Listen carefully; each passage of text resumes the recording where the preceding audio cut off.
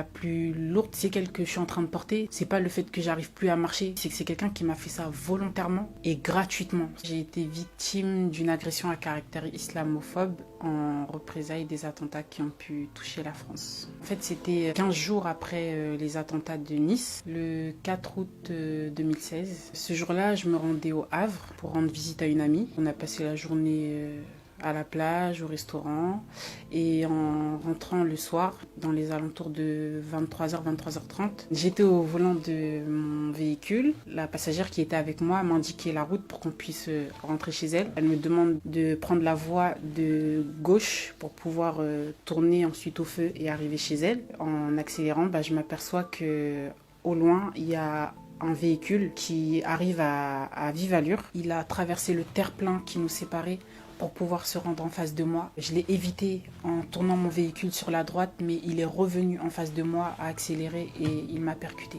Ma voiture est remontée sur 20 mètres, elle a tapé sur un mur. Quand je me suis réveillée, la passagère qui était avec moi a réussi à sortir de la voiture. Elle se mettait à crier, mais pourquoi il a fait ça? Pourquoi il a fait ça? Moi, donc, j'étais bloquée, coincée dans ma voiture. J'arrivais plus à bouger par rapport à mes jambes. Il y a une jeune femme qui est venue me secourir du côté de ma fenêtre. Elle me disait qu'elle était étudiante infirmière. Elle me parlait, elle essayait de me calmer un petit peu. Et à un moment donné, elle s'est mise à courir de panique parce que l'homme qui nous a percutés, il est sorti par la fenêtre de son véhicule. Il s'est mis à agresser les passants qui étaient là pour nous aider. Il est en train d'agresser une dame. J'ai tourné ma tête pour voir ce qui se passait. Et là, j'ai aperçu un homme très furieux. Il était en train de pousser les gens par rapport aux attentats qui se sont passés peu de temps avant.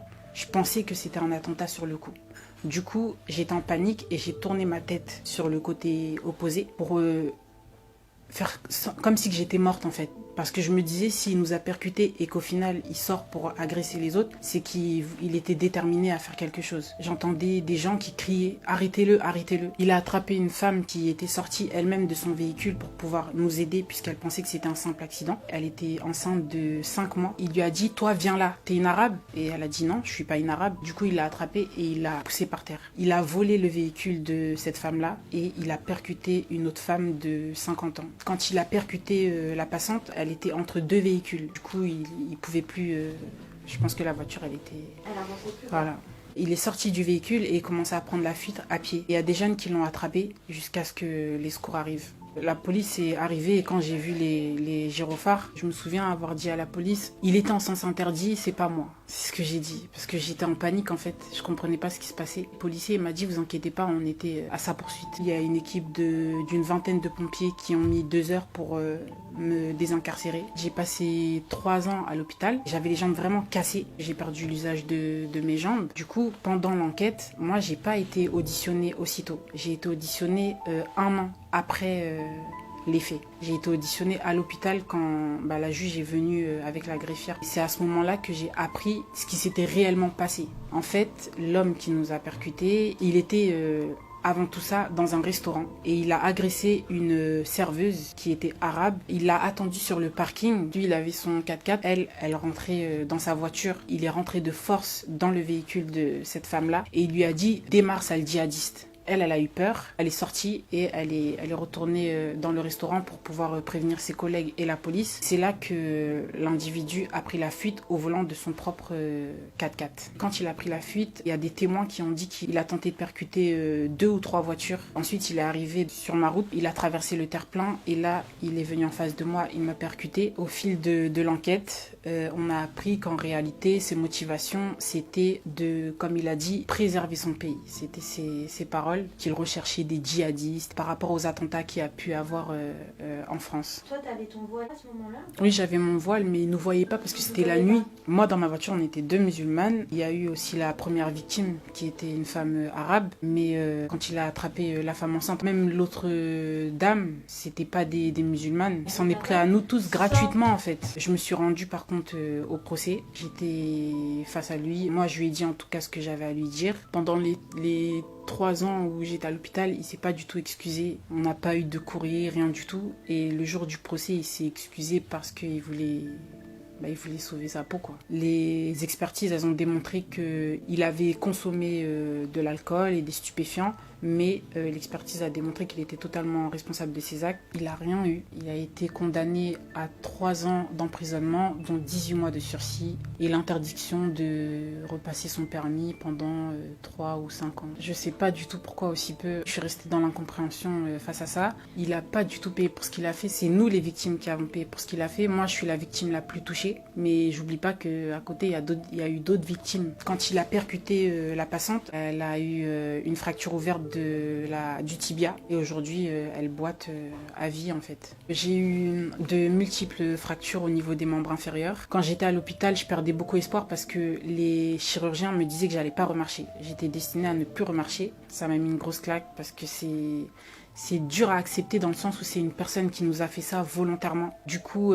pendant ma rééducation, au début, j'étais pas motivée. Je me disais, ça y est, je vais pas remarcher, donc à quoi ça sert de me battre en fait. Et je crois en Dieu, donc j'ai gardé espoir. Je me suis beaucoup battue, j'ai été très entourée aussi par mes proches. C'était vraiment difficile en fait, j'ai dû tout réapprendre, à me lever, me redresser, m'asseoir. Aujourd'hui, par la grâce de Dieu, j'arrive à marcher, mais à l'aide de béquilles. Je suis toujours en fauteuil roulant, mais voilà, j'apprends à marcher. C'était vraiment très très difficile. Je suis sortie de chez moi, j'avais 26 ans et je suis rentrée chez moi, j'avais 30 ans. En fait, j'ai perdu 3 années de ma vie. J'ai payé pour une chose que j'ai pas faite en fait.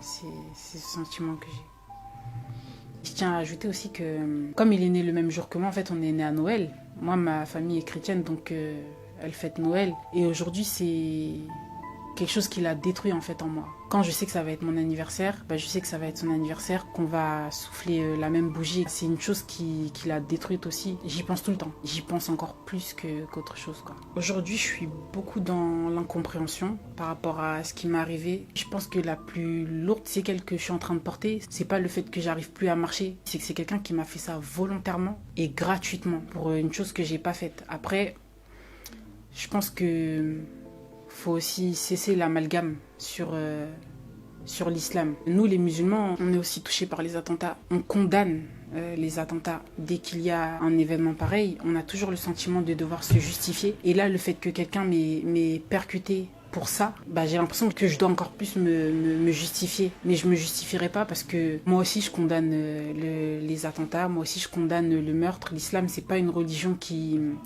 prône la haine, qui prône le meurtre. Moi, je suis convertie à l'islam, ma famille, elle est chrétienne. Et en ayant découvert l'islam, j'ai découvert que c'était une religion de paix, une religion de partage, une religion d'amour. Et je pense qu'avec tous les musulmans qu'on croise au quotidien, si l'islam, c'était une religion qui nous apprenait à avoir la haine ou à causer des meurtres, je pense que ce serait le chaos, en fait, sur Terre. Faut pas faire de l'amalgame. Des fois, on peut avoir un désir de vengeance. Je pense que c'est un désir de vengeance qu'il a eu. Mais la vengeance, qu'est-ce qu'elle rapporte en fait? Si on répond au mal par le mal, nous-mêmes, on se fait mal. Le plus difficile aussi, c'est d'accepter. C'est une chose que j'accepte pas. C'est ça qui fait que j'ai du mal. Pas à oublier parce que je peux pas oublier. Mais j'accepte pas. J'accepterai jamais en fait ce qu'il m'a fait. Mais aujourd'hui, le plus important, c'est moi en fait. Je suis en vie, j'en suis très reconnaissante. Je fais tout pour avancer, je fais tout pour me relever. Je dois avancer sans me soucier, on va dire, de ce que cet homme, il m'a fait. Même si ça reste au fond de moi, même si c'est quelque chose qui me fait mal au quotidien, si j'avance en me souciant à chaque fois de ce qu'il m'a fait, je vais pas avancer. Je fais tout pour me relever, je resterai toujours forte.